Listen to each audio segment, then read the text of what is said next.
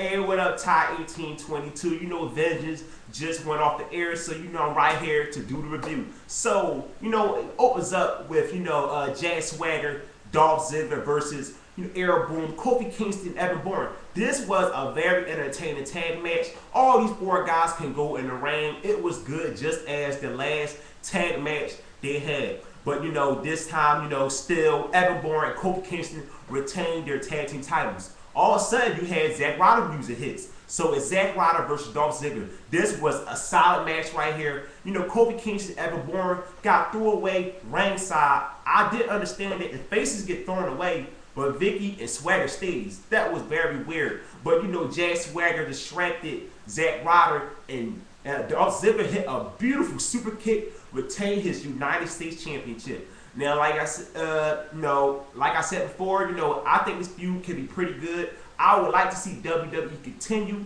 And Dolph Ziggler, this guy is one of the best in the business today, the best bumper in wrestling today. This guy is so very entertaining, and he's gonna be a world champion multi-times. And Zack Ryder, I think he will beat Dolph Ziggler soon for United States title. Next, Beth Phoenix versus Eve Torres. This was, not a bad Divas match, not a lot of botches. Eve Torres looked really good. Of course, Beth Phoenix looked good. But, at the end of the match, Beth Phoenix got the GlamSlam, retains her, Divas championship. Like I said, man, not a bad Divas match. Maybe the best Diva match in months. Because Diva matches always suck. So, but this was the best Divas match in months I saw. Next match, Christian versus Sheamus. This match was okay right here. It wasn't good as the last pay-per-view match they had. Sheamus ended up getting the win. I think Christian should have went over because Sheamus don't need this win. I think Christian needed more than Sheamus. Christian ain't been nothing since his feud ended with Randy Orton. And the WWE had to find something, to rebuild this guy back up because he's been so stale for the past few months.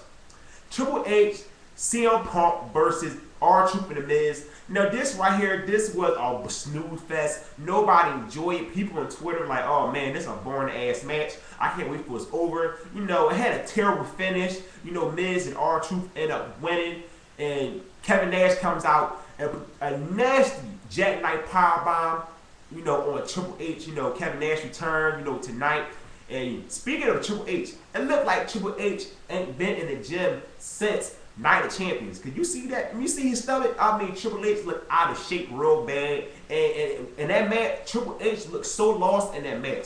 And I'm like, is this the same guy right here? He's all breathing heavy and everything. It looked like Triple H need to take his ass back to the gym.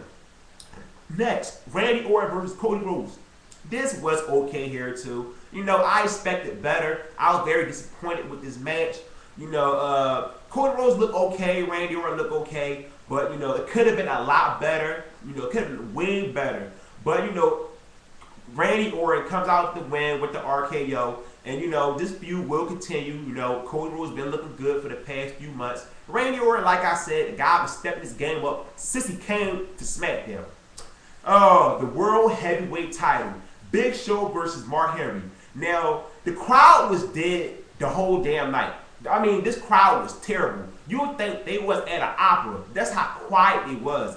And, the match, of course, it was slow for a big man match. It picked up at the end, Mark Henry going to the ropes. Big Show choke slam. I'm thinking it's over. Nope. All of a sudden, Big Show, Mark Henry back on the top of the ropes. A superplex, the ring collapsed like Brock Lesnar, Big Show. I marked out again, just like when I saw Lesnar and Big Show. This was, the crowd got into this match. Who would have thought Big Show and Mark Henry could wake up a crowd? You had other matches that was pretty good and okay.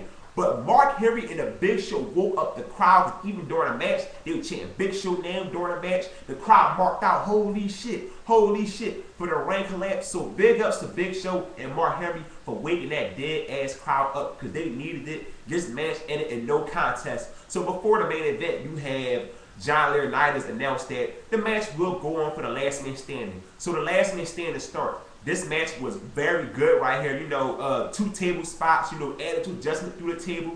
They went backstage, couple things. Del Rio, of course, like I said, he went through 2 times. Del Rio threw John Cena through the pay-per-view symbol. And, this was a pretty good last man standing. So, like I said, you know, John Cena put the attitude adjustment off the stage onto Del Rio through the announce table. I'm thinking, oh no, here we go, Superman going to retain his, get back his title. No, R-Truth and the Miz comes out, attacks John Cena. You know, Alberto Del Rio got up because John Cena got up before the 10 count. Alberto Del Rio take his title, hits John Cena right in the head. Del Rio gets up. John Cena almost got up, but he didn't. So Alberto Del Rio retains his WWE title. Thank God I didn't want to see Goku, Superman, whatever, become the new WWE champion for what, the 20th time. But you know, this pay-per-view was solid. You know, I give it a 6 out of 10. You know, some matches were disappointed. You know, Randy Orton, Cody Rhodes could have been better. Sheamus versus Christian could have been better. You know, Ryder, you know, Ziggler was good. You know, Cena, Del Rio was good. A lot of good things, some okay things. And like I said, not a bad Divas match. So that's all I got for WWE Vengeance. Give me your thoughts on this pay-per-view. And don't forget, hit the subscribe button. I'm out. Peace.